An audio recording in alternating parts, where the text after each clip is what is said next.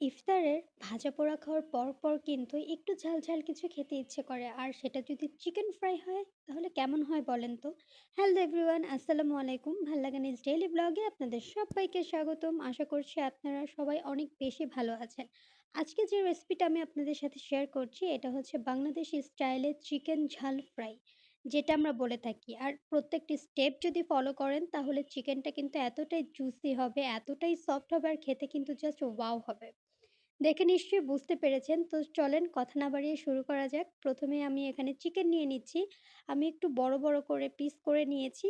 আর chicken যাতে ভাজার পর আরেকটু বড় লাগে দেখতে, আমি এখানে ১০ পিসের মতো নিয়ে নিয়েছি। আপনারা আপনাদের পরিমাণ মতো কম বেশি করে নিতে পারেন। আর এর মধ্যে দিয়ে দিচ্ছি ১ম এই লেবুর রস।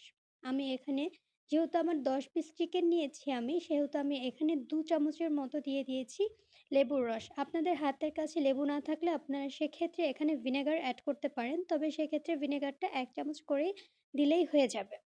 লেবুর রস দেওয়া হয়ে গিয়েছে। এবার আমি একটা ডিম দিয়ে দিচ্ছি। আর ডিমটা যদি ফ্রিজে থাকে তাহলে অবশ্যই কিছুক্ষণ আগে বাহিরে বের করে রাখবেন।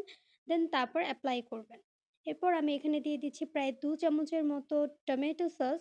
আর এখন এখানে দিয়ে দিচ্ছি ২ চামচের মতো সয়া সস।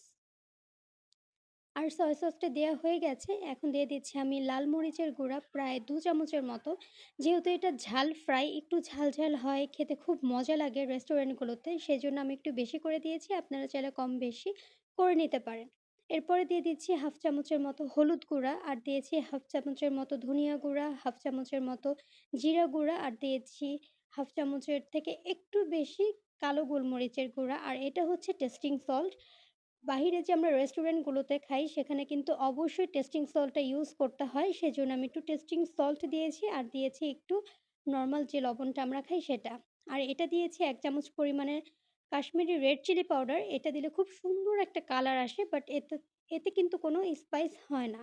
আর এরপর দিয়ে দিচ্ছি ১ চামচের মতো আদা বাটা আর ১ চামচের মতো রসুন বাটা।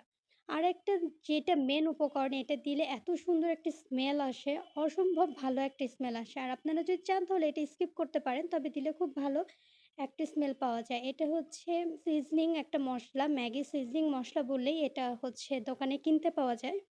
তো এই তো আমার সমস্ত কিছু একসাথে দেওয়া হয়ে গিয়েছে।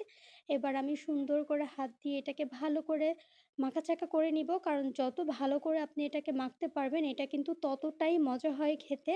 আর মসলাগুলো যতটা ভেতরে যায় ততটাই কিন্তু মসলাটা ভালো লাগে মাংসটার ভিতরে যদি যায় তাহলে। দেখতেই পাচ্ছেন সুন্দর করে কিন্তু আমার মাখানো প্রায় হয়ে গিয়েছে। আমি এটাকে প্রায় ১০ থেকে ১৫ মিনিটের মতো রেস্টে রেখে দিব। আপনারা চাইলে এটাকে রেস্টে না রাখলেও পারেন, বাট আমি এটাকে ১০ থেকে ১৫ মিনিটের মতো একটু রেস্টে রেখে দেব, যাতে এটা মসলাটা যাতে মাংসের সাথে খুব ভালো করে সেট হয়ে যেতে পারে। এবারে এর মধ্যে আমি অ্যাড করছি 1/4 কাপ পরিমাণে ময়দা আর দিচ্ছি 1/4 কাপ পরিমাণের কর্নফ্লাওয়ার।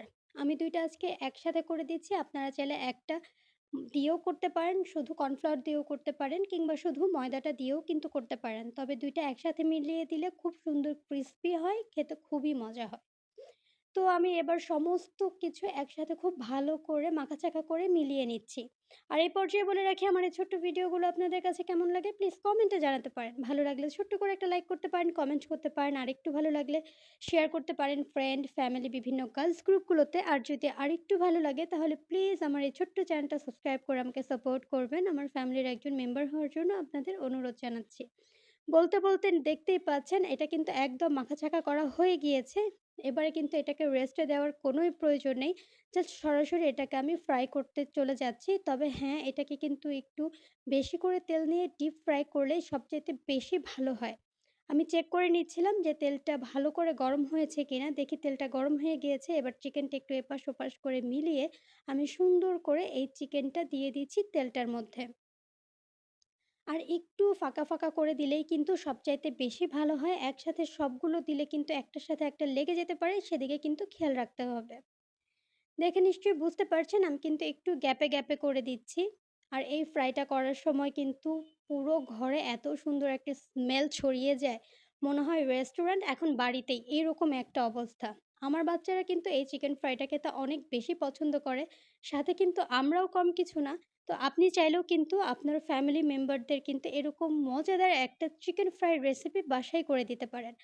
আমি একদম গ্যারান্টি যে আজকে যদি খাওয়ান তাহলে প্রায় সময় আপনার বাচ্চারা কিংবা বড়রা আপনাকে রিকোয়েস্ট করবে এরকম একটা মজাদার রেসিপি বাসায় করে দেওয়ার জন্য।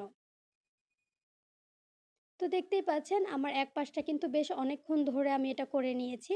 এবার যখন হয়ে যাবে প্রায় ৩-৪ মিনিট তখন কিন্তু আমি এটাকে উল্টে পাল্টে ভেজে নেব। আমি প্রায় ১০ থেকে ১২ মিনিট আমার সময় লেগেছে এই চিকেনগুলোকে ফ্রাই করতে। আপনাদের চিকেনের পরিমাণ কতটুকু সেটার উপরে ডিপেন্ড করে যে এটা আসলে ভাজতে কতটুকু সময় লাগবে। যদি পিসগুলো ছোট হয় সময়টা একটু কম লাগবে আর পিসগুলো যদি বড় হয় তাহলে কিন্তু সময়টা একটু বেশি লাগবে। সেটা বুঝে কিন্তু ফ্রাই করে নিতে হবে। এই তো উঠিয়ে নিচ্ছি আলহামদুলিল্লাহ। দেখতে কতটা ডিলিশিয়াস হয়েছে, তাই না? দেখতে যতটা মজা হয়েছে ট্রাস্ট মি খাইতে কিন্তু এর থেকে বেশি মজা হয়েছে। এবার আমি একটু তেলটা ঝরিয়ে নিচ্ছি। তেলটা ঝরিয়ে এবার আমি তুলে নিলাম। মাশাআল্লাহ দেখতে যা সুন্দর হইছে। এবার সেম প্রসেসেই সেম তেলের মধ্যেই কিন্তু আমি বাকিগুলোও চিকেন ফ্রাই করে নিচ্ছি। তবে সবগুলো আমি একসাথে ফ্রাই করছি না। আমি অর্ধেকটা ফ্রাই করছি আর অর্ধেকটা পরে ফ্রাই করব। তো দেখতেই পাচ্ছেন আমি কিন্তু একটু ছড়িয়ে, ছড়িয়ে দেওয়ার চেষ্টা করেছি। দোকানে কিন্তু এরকম করেই বিক্রি করে এরা। চিকেন ফ্রাইগুলো কিন্তু একটু বড়, বড় যেটা হয় ঝাল ফ্রাই ওরা কিন্তু একটু এভাবেই এগুলোকে ফ্রাই করে। তো দেখতেই পাচ্ছেন বলতে, বলতে আমার এই চিকেন ফ্রাইগুলোও কিন্তু ফ্রাই করা হয়ে গেছে আলহামদুলিল্লাহ। দেখতে কিন্তু অনেকটা ভালো হয়েছে, খাইতেও কিন্তু অনেক মজা হয়েছে। একবার হলেও কিন্তু বাসায় এই ছোট্ট, ছোট রেসিপিগুলো ট্রাই করতে পারেন। ট্রাই করলে কেমন হয় প্লিজ আমাকে কমেন্টে কিন্তু জানাতে পারেন। আপনাদের কমেন্ট পেলে আমার আসলেই অনেক বেশি ভালো লাগে। তো বলতে, বলতে সার্ভ করে ফেললাম দেখতেই পাচ্ছেন। আলহামদুলিল্লাহ দেখতে যতটা সুন্দর হয়েছে ট্রাস্ট মি খাইতেও কিন্তু এর থেকে বেশি মজা হয়েছে। তো এই ছিল আজকে আমার ছোট্ট একটা আয়োজন। আপনাদের কাছে কেমন লেগেছে প্লিজ কমেন্টে জানাতে পারেন। ভালো লাগলে ছোট্ট করে একটা লাইক করতে পারেন, কমেন্ট করতে পারেন। আর যদি আরেকটু ভালো লাগে তাহলে শেয়ার করতে পারেন ফ্রেন্ড, ফ্যামিলি বিভিন্ন গার্লস গ্রুপগুলোতে। আর যদি আরেকটু ভালো লাগে তাহলে প্লিজ আমার এই চ্যানেলটা সাবস্ক্রাইব করে আমাকে সাপোর্ট করবেন। আমার ফ্যামিলির একজন মেম্বার হওয়ার জন্য আপনাদের অনুরোধ জানাচ্ছি। এই চিকেন ফ্রাই রেসিপিটা আপনারা চাইলে গেট টুগেদার কিংবা ঈদের দিন বিকেলবেলা এই আয়োজনটা করতে পারেন। কারণ এই চিকেন ফ্রাইটা যাকে দিবেন সেই কিন্তু আপনার উপর ফিদা হয়ে যাবে। এটা কিন্তু 100% ঠিক আছে? তো দেখতেই পাচ্ছেন আমার কিন্তু অলরেডি সবগুলো ফ্রাই করা হয়ে গিয়েছে। আমি আজকে সবগুলোই ফ্রাই করে নিয়েছি। যেহেতু আমার বাসায় বাচ্চা আছে ওরা খেতে কিন্তু অনেক বেশি পছন্দ করে। তো চলেন আপনাদের সাথে একটা ভেঙে শেয়ার করি। কারণ আপনাদের সাথে ভেঙে শেয়ার না করলে আসলে আমার এট লাস্ট ভালো লাগবে না। তো আমি ভাঙাতেই আলহামদুলিল্লাহ খুবই ভালো ছিল। ভেতরটা দেখতেই পাচ্ছেন বয়েলড হয়েছে খুবই ভালো। আর কতটা সফট, কতটা জুসি আছে সেটা নিশ্চয়ই বলার কোনো অপেক্ষা রাখে না। মাংসটা কিন্তু একদম ওভারকুকড হয়ে যায়নি, ভিতরে শক্ত হয়ে যায়নি। খুব সুন্দর জুসি হয়ে আছে। তো আজকে আমি এই চিকেন ফ্রাইটা সার্ভ করেছি টমেটো সস দিয়ে। আপনারা চাইলে কিন্তু মেয়োনিজ দিয়েও করতে পারেন। এতে করে কিন্তু খেতে আরো অনেক বেশি মজা লাগবে। তো আজ এখানেই খেতে, খেতে বিদায় নিচ্ছি। দেখা হবে পরবর্তী কোনো ভিডিওতে। সে পর্যন্ত সবাই ভালো থাকবেন, সুস্থ থাকবেন। ভাল লাগা নিউজ ডেইলি ভ্লগের সাথেই থাকবেন। পরবর্তী ভিডিও দেখার জন্য আমন্ত্রণ জানিয়ে আজকের মতো এখানেই বিদায় নিচ্ছি। আল্লাহ হাফেজ।